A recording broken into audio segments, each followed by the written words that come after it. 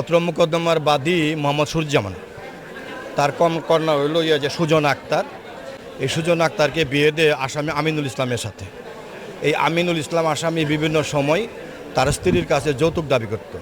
সর্বশেষে ঘটনা 24/4/22 তারিখে আসামি আমিনুল ইসলাম তার স্ত্রীর নিকট 20 লক্ষ টাকা যৌতুক দাবি করে। তার স্ত্রী যৌতুকের টাকা দিতে অস্বীকার করলে আসামি আমিনুল ইসলাম তার স্ত্রীকে তলপেটে লাথি মারে এবং স্বামীর বাড়িতে, এবং আসামি তাৎক্ষণিকভাবে ভিকটিম সুজন আক্তার মারা যাওয়ার পরে বাদী দেওয়ানগঞ্জ থানায় এই মোকদ্দমাটা দায়ের করে।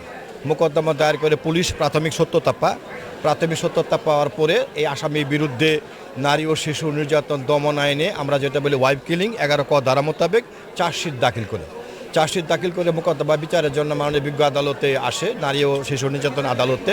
মাননীয় বিজ্ঞ আদালত এই মোকদ্দমায় 13 জন সাক্ষী রাষ্ট্রপক্ষ গ্রহণ করে, ম্যাজিস্ট্রেট, আইও, ডাক্তার এবং বাদী সহ 13 জন সাক্ষী প্রমাণে মোকদ্দমাটা আসামির বিরুদ্ধে রাষ্ট্রপক্ষ প্রমাণ করতে সমর্থ হয়। আজকে বিজ্ঞ আদালত এই আসামিকে মৃত্যুদণ্ডের আদেশ প্রদান করছেন নারী ও শিশু দমন আইনের 11 ক ধারা মোতাবেক।